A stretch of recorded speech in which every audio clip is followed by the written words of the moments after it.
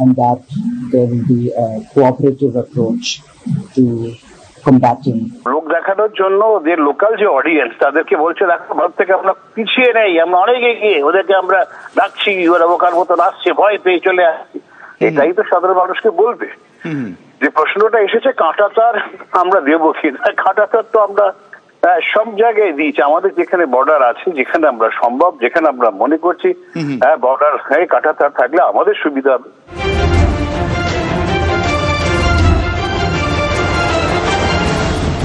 BSF কে এখন অনেক সংযম দেখানো হয়েছে। এইবার যদি ভারতের ভূখণ্ডে প্রবেশ করে, সে জঙ্গি হোক, চোরাচালানকারী হোক, অবৈধ অনুপ্রবেশকারী, বিএসএফ শুড স্টার্ট শুটিং।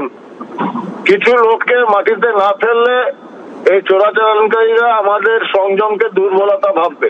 ওখানকার এই মূর্খগুলো, অশিক্ষিতগুলো, মোল্লা রাজাকারের বাচ্চা, পাকিস্তানের নাতি, ওরা ওই কতগুলো ট্যাঙ্ক দেখে, ট্যাঙ্কের উপর শ্যাওলা, নারকেল, আপনার ধানের বিড়া লাগিয়েছে, ওতে কিচ্ছু হয় না। এখানে ফোর্ট উইলিয়াম থেকে টিপবে আর ওখানে ধপাধপ ধপাধপ ধপাধপ চলে। সীমান্তে কাঁটাতার নিয়ে সংঘাতের আবহ, এর নেপথ্যে ইউনূস সরকারের কোন কৌশল?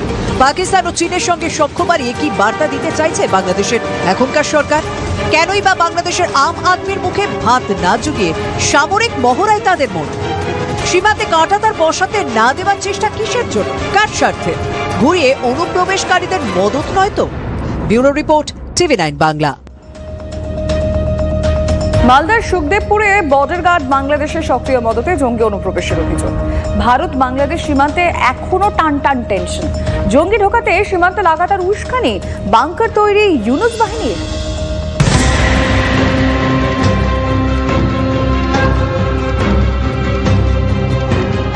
কাঁটাতারের ওপারে বাংকার শুধু নজরদারির জন্য নাকি জঙ্গি অনুপ্রবেশের ছক?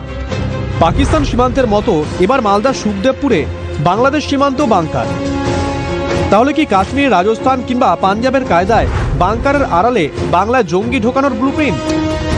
মালদার সুখদেবপুর সীমান্তের ওপারের এই ছবিগুলো এই প্রশ্নটাই উস্কে দিয়েছে।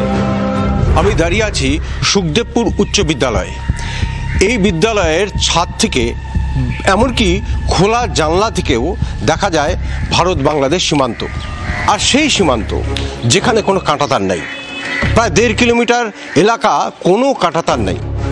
আমি বলছি যে আজকে জঙ্গি 6 জন আমাদের সকালবেলা পার হয়েছে, বাংলাদেশ থেকে ইন্ডিয়া এসছে। 6 জন আজকে তাজা খবর 4টার দিকে। কিন্তু আমরা তাড়া করেছিলাম বিএসএফ এর সঙ্গে একসঙ্গে, তো ধরতে পারেনি। তো এইভাবে জঙ্গিরা যাচ্ছে, ওই জন্য আমরা তার ভাড়া করতে চাই। মানে জঙ্গি কি ঢুকিয়ে দিচ্ছে? হ্যাঁ, ঢুকিয়ে দিচ্ছে। কে? বিজেপি আর ইউনিশ সরকারের ওদের তরফ থেকে পুরো পাওয়ার দেওয়া আছে বিজেপিকে। অতীতে এই ধরনের বাংকার বা সুড়ঙ্গের মাধ্যমে পাকিস্তানি মদতপুষ্ট জঙ্গি অনুপ্রবেশ ঘটেছে ভারতীয় ভূখণ্ডে। এবার বাংলাদেশ সীমান্তে মিলল এরকম সারি সারি বাংকার। দূর থেকে দেখলে মনে হবে মাটির ঢিবি। জঙ্গি অনুপ্রবেশের অভিযোগ যে অমূলক নয় তা গ্রামবাসীদের দাবিতেই স্পষ্ট। বিজেপির মদতে জঙ্গি অনুপ্রবেশ ঘটছে বলে সরাসরি অভিযোগ করছেন সীমান্তবর্তী এলাকার বাসিন্দারা। গ্রামবাসীরা অভিযোগ করছেন 6 জন বাংলাদেশি তারা এই স্কুলেই ঢোকার চেষ্টা করেছিল। গ্রামবাসীরা তাড়া করে, বিএসএফ তাড়া করে, তাদেরকে কোনো ক্রমে ভাগিয়ে দেয়। গ্রামবাসীরা বিস্ফোরক অভিযোগ করছেন সেই 6 জন নাকি কোনো জঙ্গি সংগঠনের সদস্য। ওরা এখানে ঢুকে যাচ্ছে, লুটপাট করছে, সেই জন্য আমরা ভয়ে কোচিং স্কুল যেতে পারছি না। হ্যাঁ, মানে কি লুটপাট করে? গরু যাই, গাছ কেটে নিয়ে চলে যাই। গরু তুলে নিয়ে চলে যাচ্ছে? হ্যাঁ, গাছ কেটে নিয়ে চলে যাই।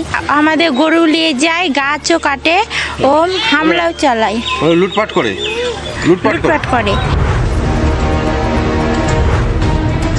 আমাদের জম্মু কাশ্মীরের ভারত পাকিস্তান বা ভারত পাক অধিকৃত কাশ্মীরে ঠিক এইভাবেই লঞ্চ প্যাড গুলো থেকে জঙ্গিদের ভারতে প্রবেশ করানোর চেষ্টা করা হয় এবং আমাদের রাষ্ট্রীয় রাইফেলস বা জম্মু কাশ্মীর পুলিশ তখনই তাদের যাকে দেখতে পায় তখনই তাদের 72 হুড়িপুড়ির কাছে পৌঁছে দেয়, শুট দেম অল। সুতরাং এই মেসেজটা এবার পূর্ব প্রান্তেও শুরু করতে হবে। এবং বিএসএফ ভারত বিরোধী কোনো শক্তিকে ভারতবর্ষের ভেতরে ঢুকতে দেবে না। আমরা পশ্চিমবঙ্গ সরকারের সহযোগিতা চাই। পশ্চিমবঙ্গ সরকারের সহযোগিতা পেলে পরে এই কাজকে ভারত সরকার আরও অনেক ফলপ্রসূ করতে পারবে। ভারত বিরোধী শক্তিকে যে আটকাচ্ছে এটা তো দয়া করছে না, তার জন্যই বিএসএফ বলে ফোর্সটাকে রাখা আছে। তো বিএসএফ যদি সেখানে থাকে তাহলে ভারত বিরোধী শক্তি সেখান দিয়ে ঢুকছেই বা কী করে? ফেলিওর কার? ফেলিওর বিএসএফের।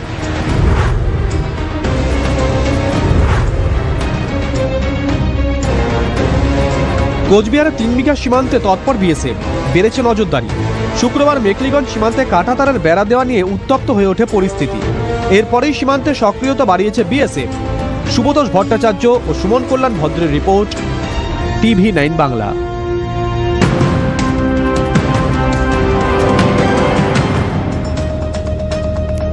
আবারও গ্রেফতার বাংলাদেশি, এবার সোনারপুর থেকে পাকড়াও। বৈকুণ্ঠপুর থেকে গতকাল রাতে গ্রেফতার 5 বাংলাদেশি।